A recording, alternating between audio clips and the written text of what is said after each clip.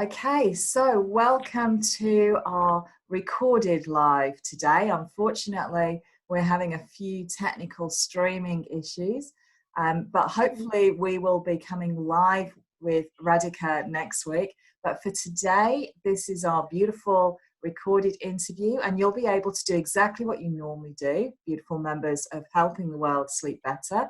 You will be able to post your questions below, tag Radhika and myself so that we don't miss any of your questions on this amazing topic. And this is the first time since we've been set up. This group's now been going about 3 weeks now. That's all it's been. It's been incredible. We've now got over 200 members. So we know this is a global platform. We've had some incredible experts come share with us topics on all sorts of things related to sleep. I am so excited to welcome Radhika with us today.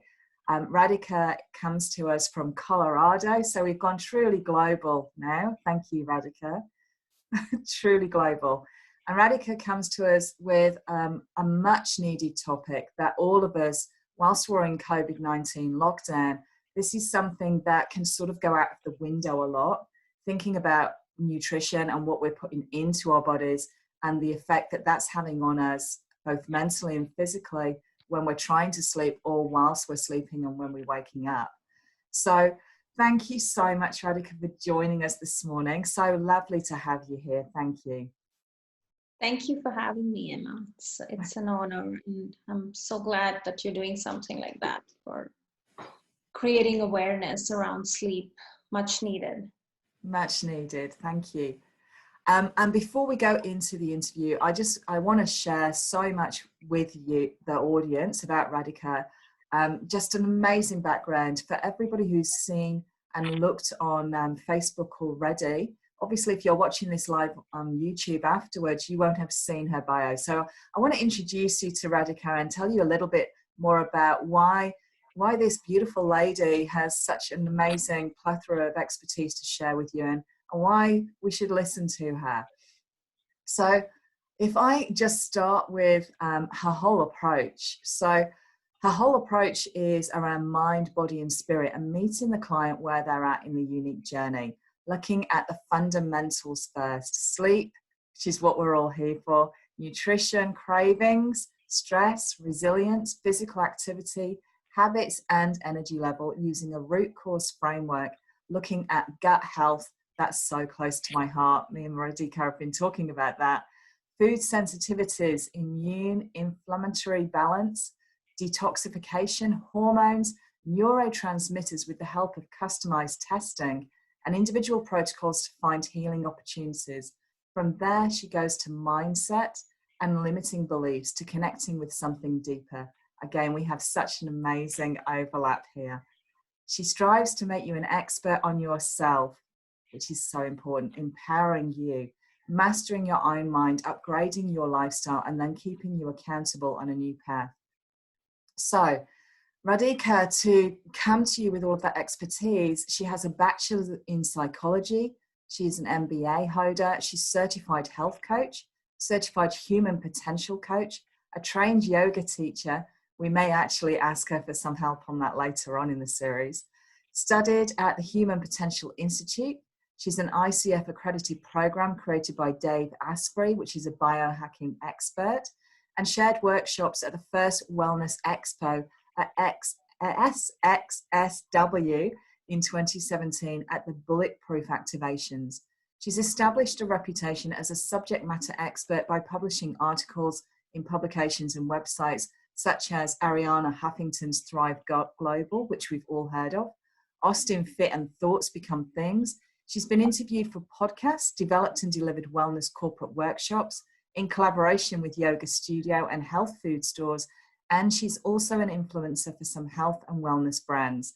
Wow, we are so honored to have you with us. That's just part of what she does. I haven't read everything about Radhika, but we've got weeks to get to know her better. So Radhika, that's just an amazing background. If I could ask you specifically, what first got you personally into this connection between nutrition and sleep? Nutrition and sleep. I guess I'm always drawn to the fact that everything is connected. Mm. When you're looking at an individual having any kind of health problem, there is usually a metabolic chaos that's happening. And we look at, of course, nutrition is something that we always look at first, because every single thing that we put in our mouth is affecting us at the cellular level, which is our mitochondria. And so it's not like I had a personal story around sleep. I did have a personal story around digestion.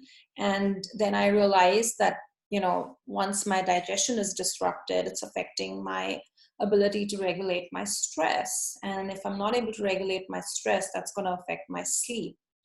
And so, you connect the dots. And even when I studied functional nutrition, we always start with nutrition, and then you're looking at how you're resting and regulating your nervous system. Then you're looking at, are you having enough movement? And, are you able to regulate your stress properly? And then after that, on top of everything else, you add on supplements and other, powerful antioxidants or superfoods to kind of help you really optimize to the next level. But yeah, it's always connected. Everything's connected. And, food and sleep is, I don't think many people, I mean, you and we're talking about it, but I don't think many people are aware that there is a connection between your gut health and sleep. So powerful, isn't it? Right. And for everybody who in our community right now, obviously with this extra layer of stress that we're experiencing with COVID-19 and lockdown, and we're living in a different environment. The world has changed completely for everybody. And regardless of how you thought you were managing your stress and your nutrition before, things have got to take a bit of a different step now, yeah? Right. Yeah, for sure. So for everybody in our community now, I just want to hand over to you, Radhika. You're our expert for the day.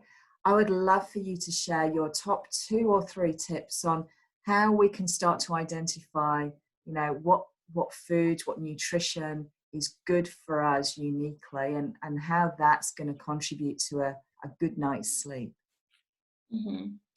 Yeah, as I was mentioning that, gut health is really an indicator as to if there is something going on that you're saying that your digestion is off and you're not really feeling good after you eat, even during the day, like it's affecting your ability to stay energized, your cognitive health is getting affected.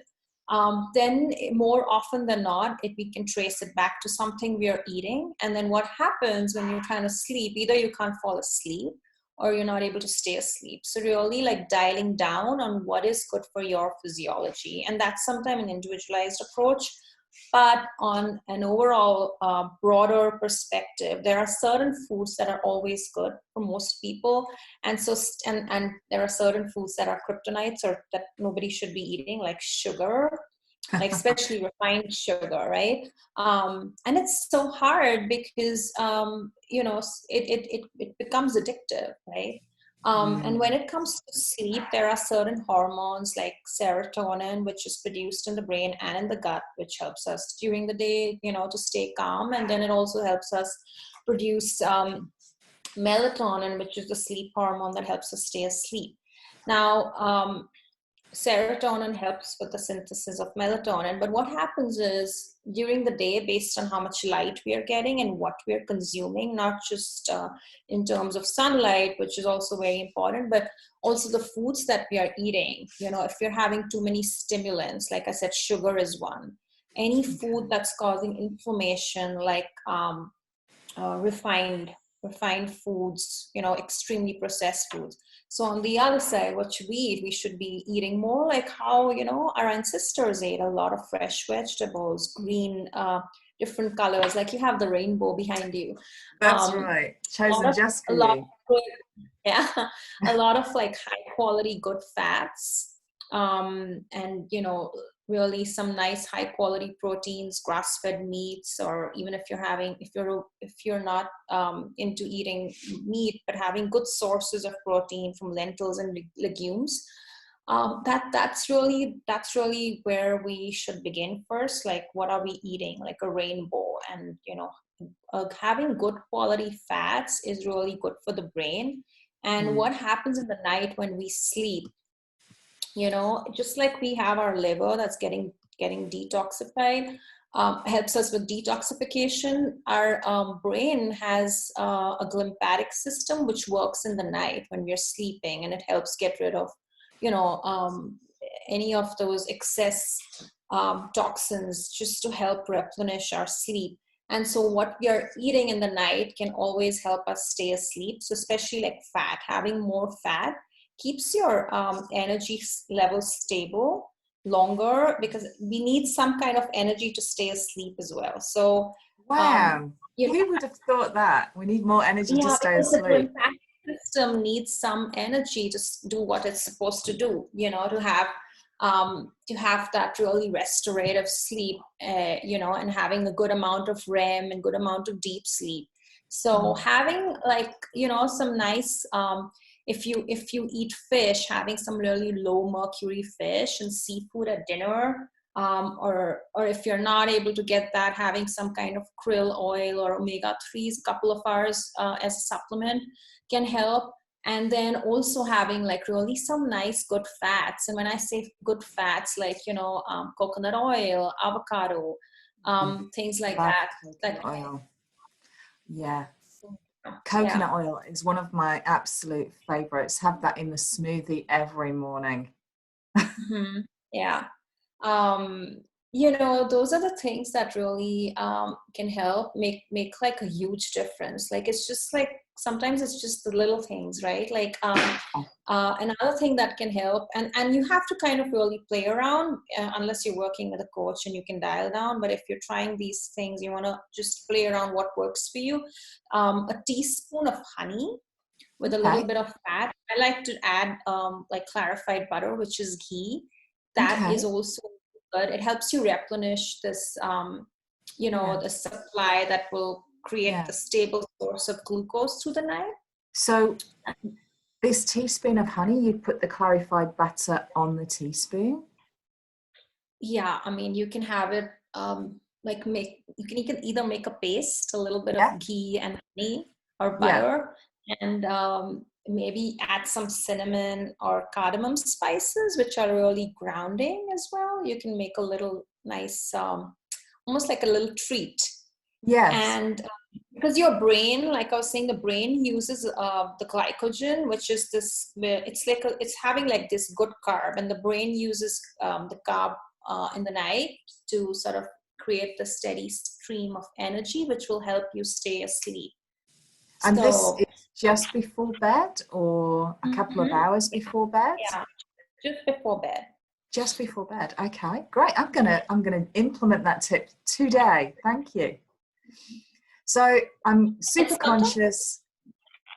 Sorry, Radhika, you were saying. No, I said sometimes, my clients also say that I have my dinner at 7 p.m., which I encourage doing some kind of like eating between like 7 a.m. and 7 p.m., like eating in windows of 12 hours or 8 hours, also known as intermittent fasting, which also helps with a steady stream of energy through the day and then helps you sleep well in the night. So then they are like, I get hungry before bedtime because I finished my dinner so soon. And, and usually if we don't have the right foods around us, we tend to in the night, because we're feeling really, our nervous system is a little calm. And so we feel like, okay, now I'm done with my day. I just want to regulate my stress. And then you pick up a cookie or you pick up something that's not good for you. And what's that going to do? That's going to keep you awake at night. It might fill you up and make you like a little bit at ease, and you'll fall asleep, but you'll wake up at night. And that's inflammation. So I suggest having something like what I said, or having a nice warm cup of tea with various herbs. We can talk about that, but also like having something like coconut milk or almond milk and adding some, anything that's helping you regulate your nervous system to like really like activating the GABA state of your brain, and really making you feel like your regulation of your stress and those ruminating thoughts. But it can be a nice sweet night ritual. So I usually recommend adding spices which are grounding, like cardamom, cinnamon, a little bit of honey, and like just a warm cup of, and then also turmeric, which is anti-inflammatory, and just like a warm nice cup of drink in the night. It's like a treat. Or you could also do like a nice high quality raw cacao, which has magnesium, which is also going to help you calm your nerves. And it's got so many nice minerals which will help you stay asleep as well and fall asleep. And then there are other things that you can add to that, like reishi mushroom, which comes in a powder form, which also again helps you really relax. So there are so many things that you can do, which will help you stay away from those unhealthy food choices which are thrown at us, and kryptonites which can cause inflammation and keep us awake. Could you just tell us maybe your top 2 kryptonites that we should stay away from then, that are going to interrupt our sleep? It's sugar and any processed foods, for sure. That's it. Stay away from sugar, refined sugar. One thing you can get out of this is, stop having sugar, like refined sugar. Like it could be in the form of cookies or white bread. Yeah. Although rice is good for you. And then if you want to have rice, right, at the time to have it is in the night, because it actually induces again GABA, and it's like really calming. And we could talk for hours, Radhika. You just have so much information to share. We are so fortunate though that you're coming back for the next few Fridays in Australia, Thursday afternoons in America. So what I would love to do is let's just summarize all of the amazing things that you've shared today. So we've got kryptonite: stay away from refined sugar, stay away from processed foods, and instead create a beautiful sleep routine, which means that just before bed you're looking forward to this gorgeous nightly treat, which is introducing a good fat, either ghee, clarified butter, coconut oil, almond milk. You talked about coconut milk, and have that warmed with some spices. And you've talked about cinnamon and cardamom, and you've talked about turmeric. So looking at all the anti-inflammatories, and then using that as the entry point to allowing you to have the right energy to enable your brain to do what it needs to do when you sleep. Just incredible tips, absolutely incredible. If there was one last thing that you want to leave our audience with today, what would it be? I think the other thing that's my favorite is an adaptogen, which adaptogens are herbs that help regulate stress, especially right now with so much stimulation in this period of the pandemic, where people are constantly wired and looking at the news. I feel like having an adaptogen in our routine can really help us calm our nervous system and regulate our stress. And my favorite for this purpose is ashwagandha. And you can have it in the form of a powder, or maybe even a tincture. And you can also add it if you're having it in the form of... Sorry, did you lose me? I think we lost you for a second. That herb that you mentioned, if you could pop under the video when we post it, if you could actually pop the spelling of that herb, that would be great. Yes, I will do that. Thank you. Yeah. And what does that adaptogen, that herb, help us do? So ashwagandha is an herb that you can have in the morning or in the night. It just helps you like calm that fight or flight nervous system and really regulate stress. And it also then helps you, if you take it over a period of a month or 2 months, it helps you, really fall asleep and stay asleep. And it's like really one of those it works on so many different levels for your adrenals. So it really is one of those really nice, powerful adaptogen herbs that we can have all the time. Beautiful, beautiful. Thank you so much for joining us today and taking time out of your precious, very busy day. Radhika, obviously, you're going to have so many questions, I would have thought, after this video is posted in our group. Please, everybody, remember, if you have a question for Radhika or you just want to say simply thank you, because why wouldn't you? It's just been incredible today. And please tag myself and Radhika so that we can respond to you and we can interact with you. And if you have any questions about nutrition, gut health, inflammation, and sleep, please post your questions below this video. Radhika will be coming back to us next Friday and for the next couple of weeks. So obviously ask your questions, and then from any questions, Radhika can know how to tailor the next couple of interviews. Thank you so much for joining us, Radhika. Thank you. Thank you. I hope it was helpful. Amazing.